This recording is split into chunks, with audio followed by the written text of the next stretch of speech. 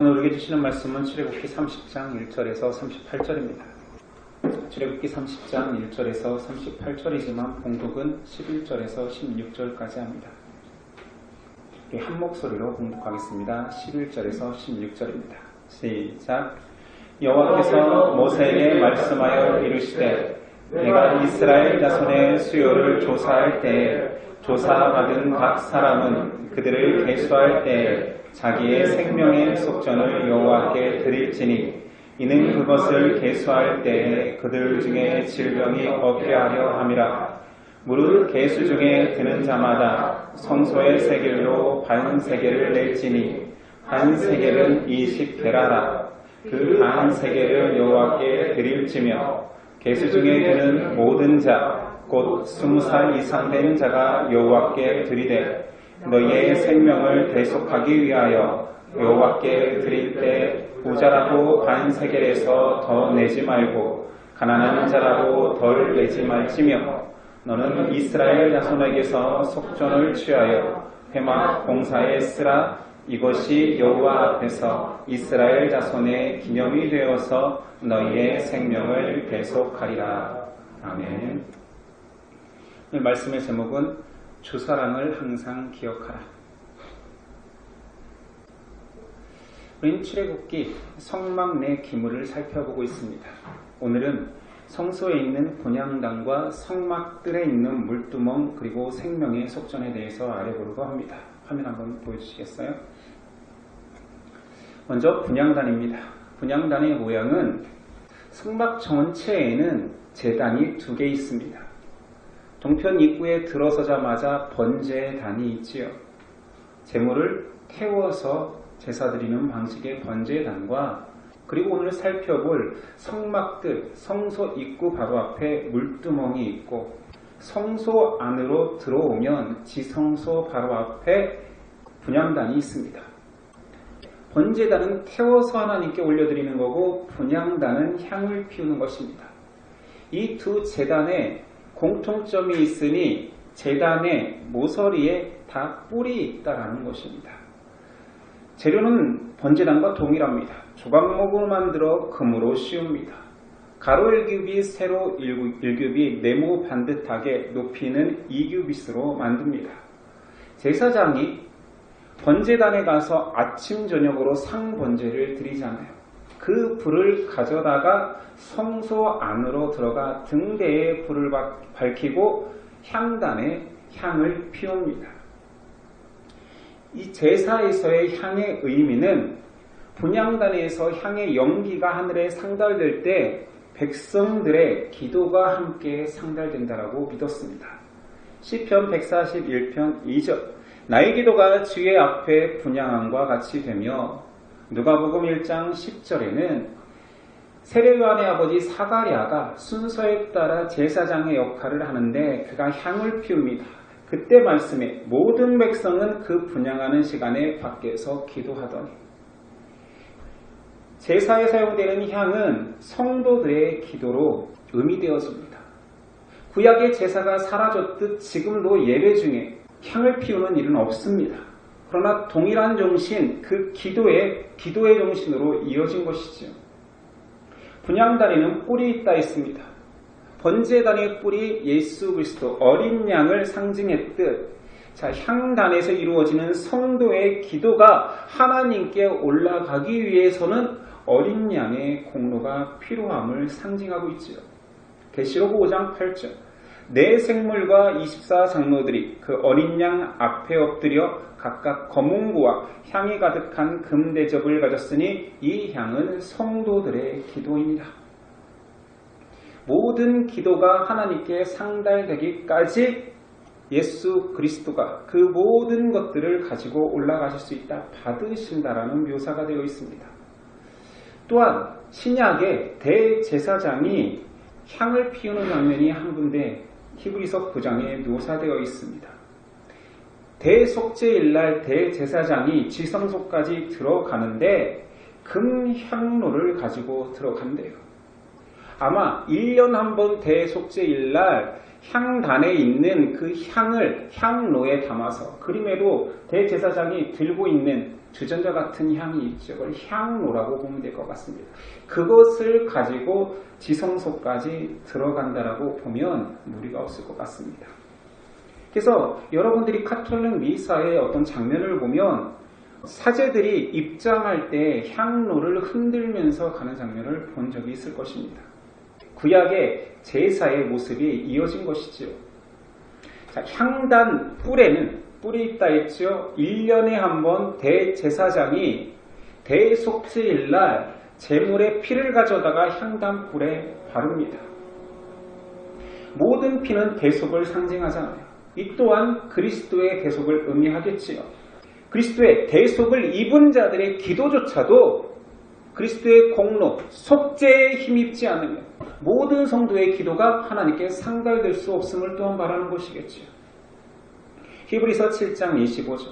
그러므로 자기를 힘입어 하나님께 나아가는 자들을 온전히 구원하실 수 있으니 이는 그가 항상 살아계셔서 그들을 위하여 간구하심이라. 번제단이 있고 분향단이 있습니다. 둘의 차이는 9절. 너희는 그 위에 다른 양을 사르지 말며 번제나 소제를 드리지 말며 전제에 술도 붓지 말며. 성막들에 있는 번제단은 번제와 소제와 전제들을 드립니다. 그런데 오늘 말씀에 번제와 소제와 전제의 향을 분향단에 사르지 말라 말합니다. 완벽하게 구분된다라는 얘기죠. 번제단은 모든 제물을 통하여서 대속을 이루는 자리입니다. 모든 죄가 사하여지는 자리입니다. 그러니 엄밀히 말하면 하나님께 나아갈 수 있는 자격을 얻는 회개의 자리인 거예요. 분향단은 그 속죄받은 자가 성소 안까지 들어올 수 있는 자가 하나님께 감사의 마음을 기도로 정성으로 드리는 장소이기에 죄의 더러움을 씻는 향, 번제향, 소제향 그런 것들은 배제해라. 순결한 준비된 순결한 향만 드리는 곳이다 라고 표현되는 것입니다. 여러분과 제가 기도에 대해서 이야기할 때 바른 기도의 이미지를 이야기한 적이 있습니다. 기도는 하나님의 마음결에 내 마음결을 맞추는 것이다. 기도는 내 간구와 내 필요를 하나님께 성토하는 자리가 아니라 바른 기도는 하나님이 나를 향한 마음이 있을 텐데 그 마음에 내 마음결을 맞춰가는 것이다. 분향단의 향이 그렇습니다. 이곳에서 눈물 콧물 뿌리고 나를 용서해 주세요, 나를 구원해 주세요 그런 자리이기보다는 번제단에서 대속 받은 자가 성소 안에 들어와 순결한 기름으로 하나님께 향기를 드리는 것입니다. 그러므로 하나님이 기뻐하시는 향기, 기도는 하나님께 영광 돌리고 성도와 교회를 향해 중보하며 세상이 복음에 전파될 수 있도록 간구하는 것이겠죠. 고린도후서 2장 14절 이하가 이렇습니다. 항상 우리를 그리스도 안에서 이기게 하시고 우리로 말미암아 각 처에서 그리스도를 아는 냄새를 나타내게 하시는 하나님께 감사하노라. 우리는 구원받은 자들에게나 망하는 자들에게나 하나님 앞에서 그리스도의 향기니. 그곳은 세속적 가치를 토로하는 장이 될 수 없는 거예요. 향기일 수 없는 거예요. 그리스도의 향기되어 구원받은 자들에게나 망하는 자들에게나 그 모든 사람 앞에서 그리스도의 향기로 아름다운 기도로 드려지는 향기가 되는 것입니다. 향을 드리는 자의 제사장의 자세를 최고께 나오지는 않지만 레위기에 이 장면이 하나 나옵니다. 한 사건에 의해서 자세가 나오기 시작하는데 그것은 여러분들도 알고 있는 아론의 두 아들들이 다른 불을 가져다가 향단에 불을 피웠다가 죽은 사건입니다. 그래서 그 이후에 향단에 불을 피우는 자의 규례가 강조되며 나오고 있습니다. 레위기 10장 9절이 합니다. 너와 네 자손들이 회막에 들어갈 때에는 포도주나 독주를 마시지 말라. 그리하여 너희 죽음을 면하라. 이는 너희 대대로 지킬 영원한 규례라.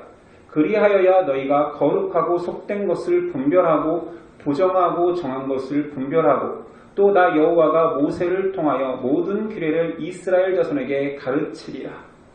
그러면서 밑에는 소재에 남은 것과 화목제에 남은 것을 거룩한 곳에서 먹으라. 하나님께서 네 소득으로 주신 것이니라. 향을 드리는 자세에 대한 내용이지만 우리로서 적용한다라면 예배자의 자세 또는 기도자의 자세로 적용할 수 있습니다. 레위기 10장에 보는 내용에서는 첫 번째는 포도주나 독주를 마시고 참여하지 말래요. 이건 자신을 돌아보아 세속적이고 죄 속에 빠지고 방탕한 상태로 예배드리거나 기도하지 말라라는 뜻이겠지요. 두 번째는 거룩하고 부정한 것을 분별하래요. 세상의 방식, 세상의 기쁨과 만족되는 것으로부터 자신을 분리시킨 상태에서 향단의 향을 피우라 말합니다. 세 번째는 모든 규례를 자식에게 가르치라. 굉장히 독특한 장면이 나오는 거죠. 하나님의 말씀을 붙들으라는 것입니다. 그 말씀 중심으로 전수하며 가르치며 하나님 앞에 나와 기도하라는 거지요. 많은 기도의 대가들은 말씀 없는 기도는 공허하다. 하나님의 말씀을 붙들고 기도해야지 더 바른 기도가 나온다라는 고백을 정말 많이 합니다. 네 번째는 소제와 화목제물에 남은 것을 먹으라. 제사장의 소산으로 하나님께서 허락하셨습니다. 이는 예배자로 살고 기도자로 사는 자들이 하나님께서 책임져 주심을 믿고 신뢰하라는 것입니다. 맨 기도하라고 하면 먹을 것, 입을 것, 살 것만 강구하는 우리들에게 너의 먹을 것은 내가 책임진다. 마지막에 말씀하시는 것 같습니다.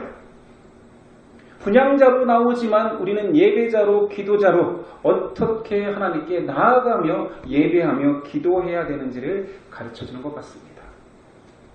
자, 두 번째는 생명의 속전에 대해서 나옵니다. 빈부와 상관없이 20세 이상 된 이스라엘의 사람들은 생명의 속전으로 반세계를 헌금하라 합니다. 12절 네가 이스라엘 자손의 수요를 조사할 때 조사받은 각 사람은 그들의 계수할 때에 자기의 생명의 속전을 여호와께 드릴지니 이는 그것을 계수할 때에 그들 중에 질병이 없게 하려 함이라. 단순히 읽으면 속전을 내야지만 질병이 오지 않을 것처럼 읽기 쉽습니다. 그런데 원어의 질병은 온역이라는 뜻입니다. 돌림병. 성경에서 온역, 돌림병은 하나님의 심판의 병으로 나옵니다. 그러니 생명의 속전을 하나님께 감사를 표현하지 않는 자는 심판이 있을 거라는 것이 더 바른 해석이겠죠. 반세겔은 굉장히 적은 액수입니다. 성경의 한 세겔은 20게라라. 한 게라는 콩 하나의 무게입니다. 반세겔이니까 10개라, 콩 10개의 무기의 은화를 말하죠. 동전 한 입도 안 된다라는 뜻입니다. 가난한 사람도 낼 수 있는 아주 작은 금액이 생명의 속전으로 책정되었습니다. 신약에도 이 생명의 속전 내용이 나옵니다. 예수님과 제자들이 예루살렘에 왔을 때 속전을 요구하는 자들, 성전세를 요구하는 자들이 있었지요. 그러면서 예수님이 베드로, 시몬과 이야기합니다. 세상의 세금은 누가 내느냐? 아들이 내느냐? 타인이 내느냐? 베드로가 당연히 아들은 면제되고 타인이 내겠지요. 그렇지. 그러면서 예수님은 그러나 저들이 실족지 않게 하기 위하여서 너는 가서 낚시를 해서 물고기를 잡으면 그 속에 입을 열면 그 속에 한 세겔이 들었을 것이다. 너와 나를 위하여서 그들에게 주라 말합니다. 이 말은 예수 그리스도는 하나님의 유일한 독생자이기에 자녀이기에 엄밀히 말하면 베드로 또한 하나님에 속한 백성이기에 낼 필요가 없겠지만은 분쟁을 피하기 위하여서 주라 명령하셨습니다. 속전의 원래 의미, 구약에서의 원래 의미는 출애굽으로 이스라엘 백성을 구하셨고 광야에서 구하시고 약속의 땅까지 인도하시는 구원의 하나님이 내 생명을 구하셨구나에 대한 감사의 표현으로 모든 백성이 가난한 자나 부한 자나 상관없이 다 내게 아는 감사의 표현이었습니다. 신약에 와서는 그게 성전세라는 형태로 유지되어 온 것이지요. 그 속전이 사용되는 것은 우리가 성전, 성막, 기둥을 이야기할 때 이야기했잖아요. 은이 사용되는데 그때 사용되었습니다.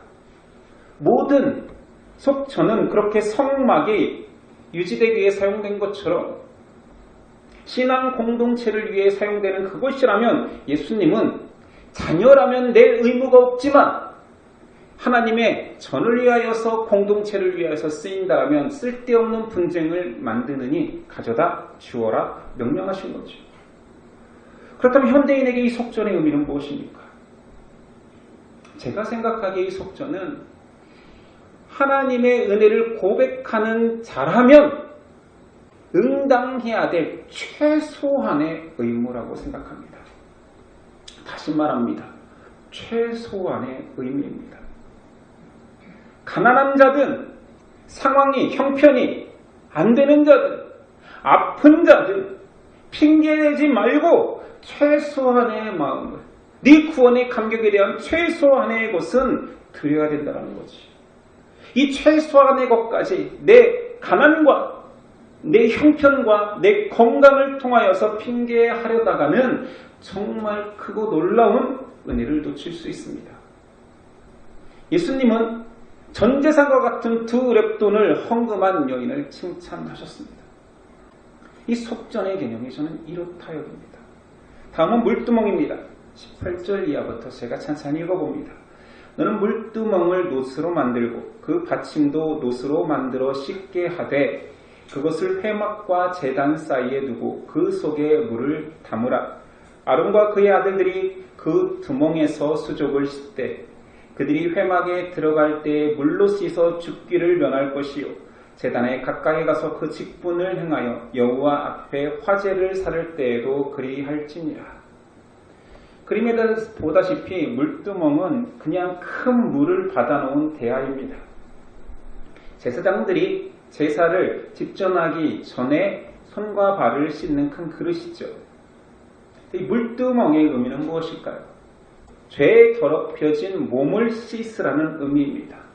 성경에서 물은 말씀과 성령을 상징할 때가 많습니다. 성도가 말씀과 성령으로 씻으라는 얘기죠.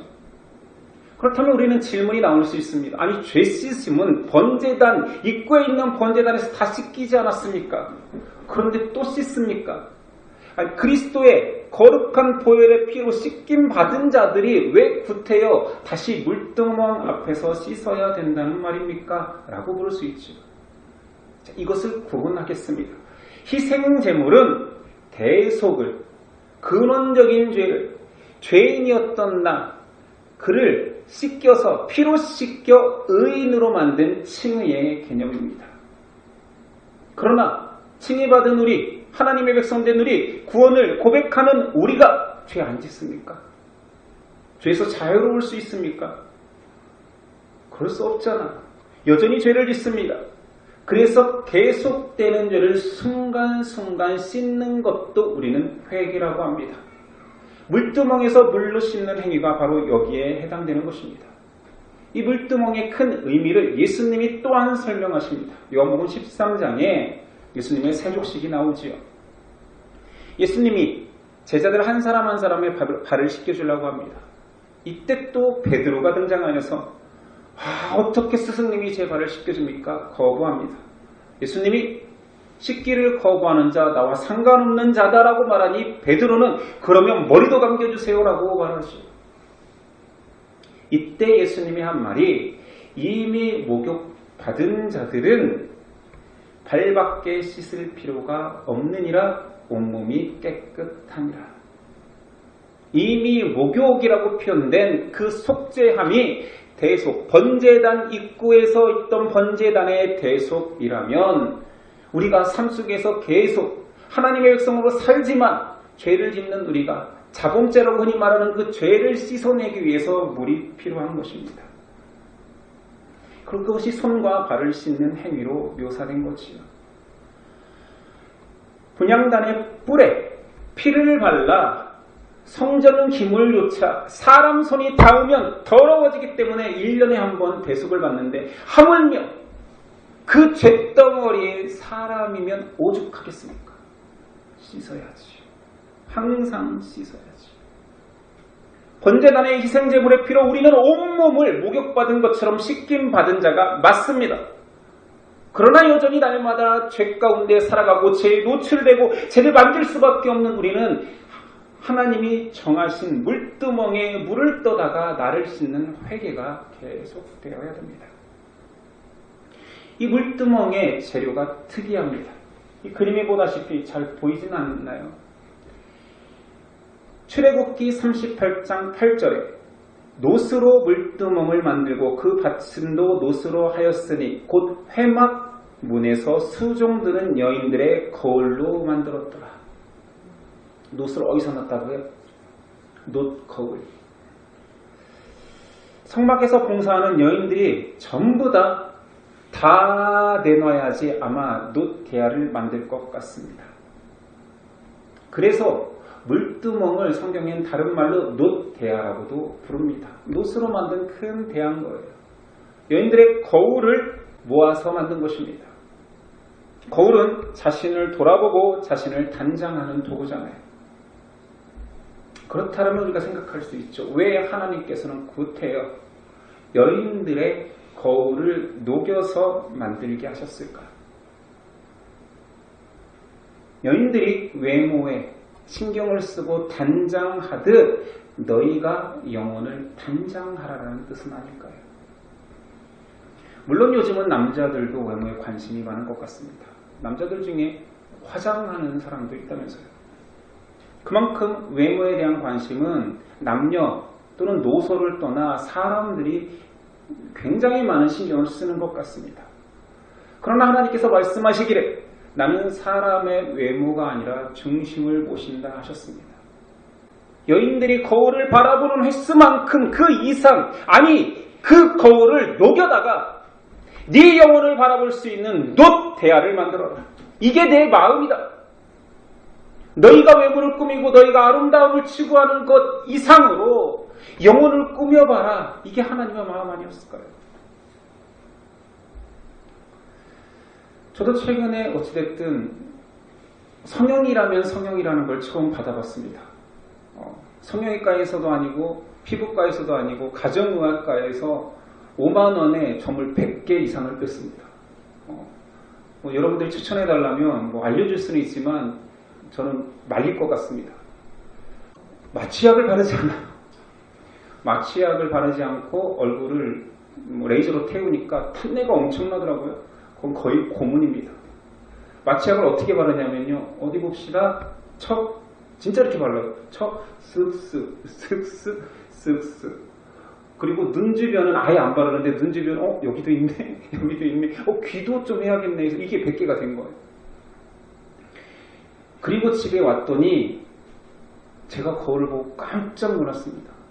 제 인생에서 그렇게까지 처참한 얼굴은 처음 봤어요. 모든 상처가 붓고 100개를 뒤져놨더니 얼굴 전체가 눈까지 퉁퉁 부어서 사람 같지 않았습니다. 징그러웠습니다. 점 빼고 좋은 점이 있다면 얼굴이 깨끗해진 게 아니라 여전히 자국이 남았으니까 그것이 아니라 다시는 이런 고통을 감수하지 않기 위해서 얼굴을 가꾸어야 되겠다. 가꾼다는 것은 뭔가를 바른다는 의미가 아니라 제가 축구, 농구를 좋아하다 보니까 안경을 끼고 하니까 막 안경으로 부딪히고 해서 얼굴에 상처가 나면 약도 바른 적이 없거든요. 바로 또 세수하고 다음날 또 세수하고 덧나면 그게 모두 다 상처가 되고 해서 그렇게 얼굴에 점이 많았던 거죠. 근데 한번 그 고통과 그리고 점을 관리하는 그 수고스러움을 감당하고 나니 관리가 더 편하겠다. 다시는 점 빼는 일은 하지 말자. 영적으로도 저는 그렇다 여깁니다.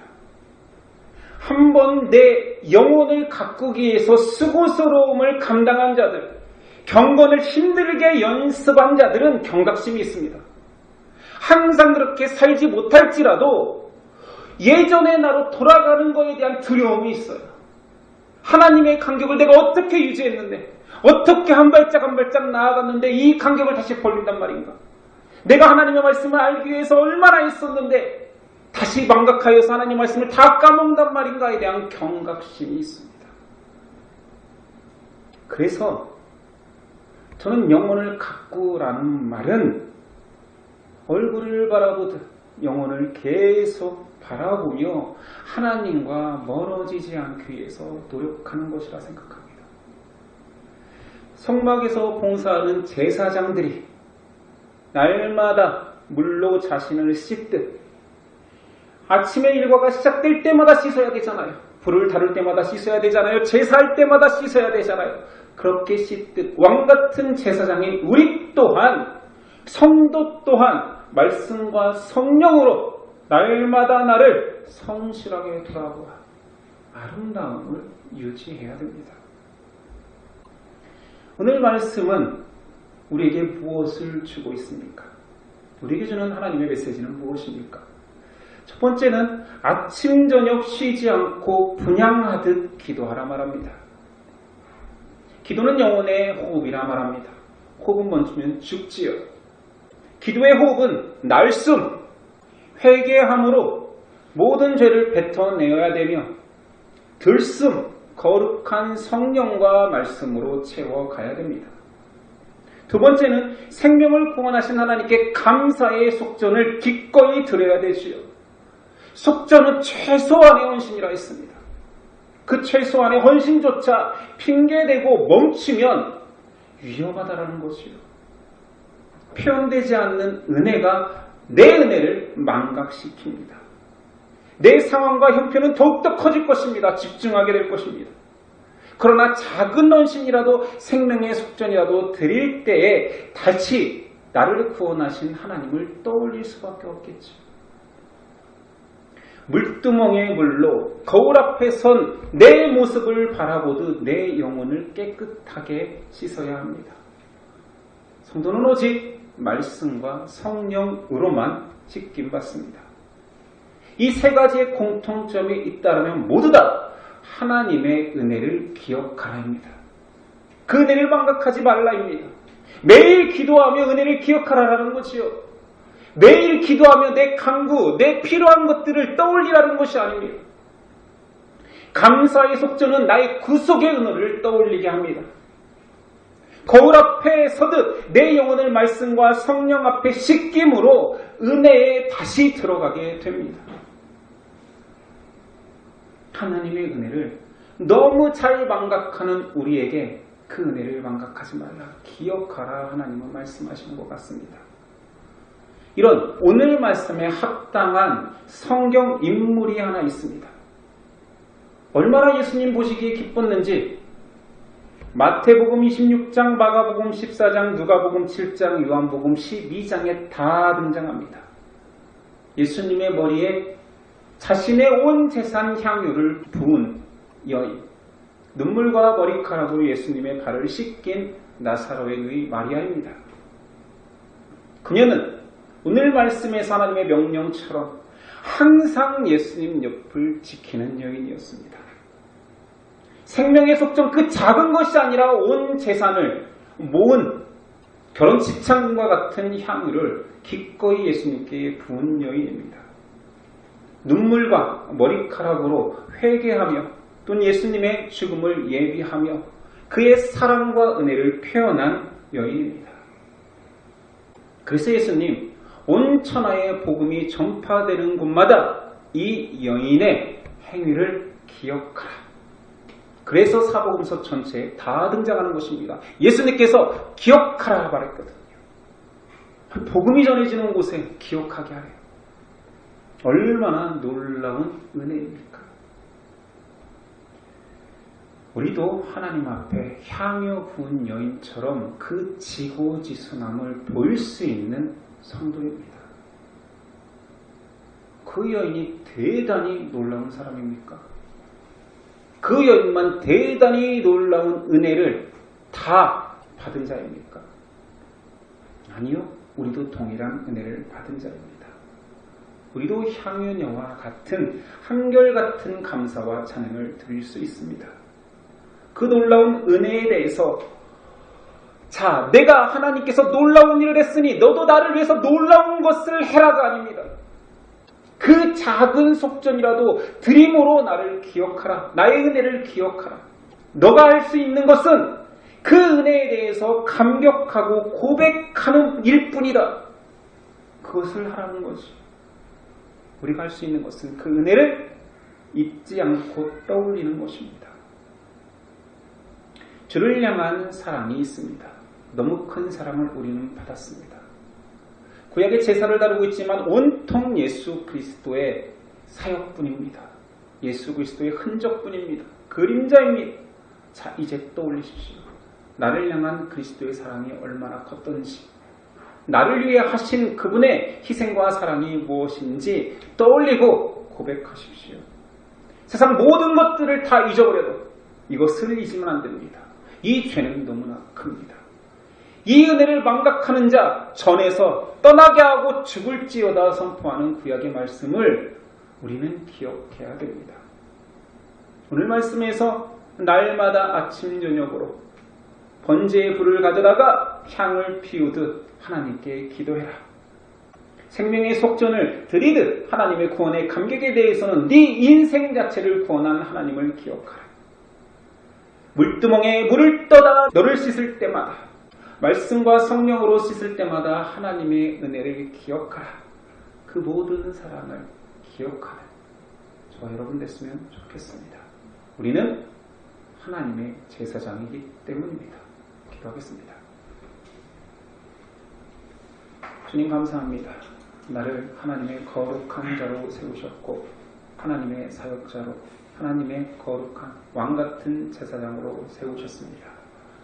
정말 많은 것들을 하라 하는 것 같지만 하나님이 우리를 위해 하신 일에 비하면 정말 작은 것들, 그 은혜를 잊지 않기 위해서 할 수밖에 없는 것들을 요구하고 계십니다. 그 피로 내 몸몸을 씻긴 그리스도께서는 너도 피를 흘려봐라 하지 아니하고 물두멍에 나를 씻으며 그 죄를 사하신 하나님의 사랑과 은혜를 다시 기억하라 합니다. 그러나 우리는 이 작은 일도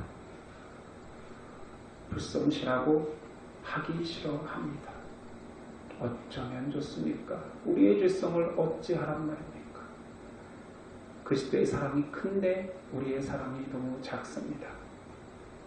하나님, 그러나 우리를 너무 책망하지 마시고 오늘도 믿음 허락하여 주시고 성령님 힘 주셔서 나도 성실히 하나님을 고백할 수 있는 그 은혜를 노래하며 찬양할 수 있는 사람 만들어 주옵소서. 이 모든 은혜를 허락하신 예수 그리스도의 이름으로 기도드립니다. 아멘.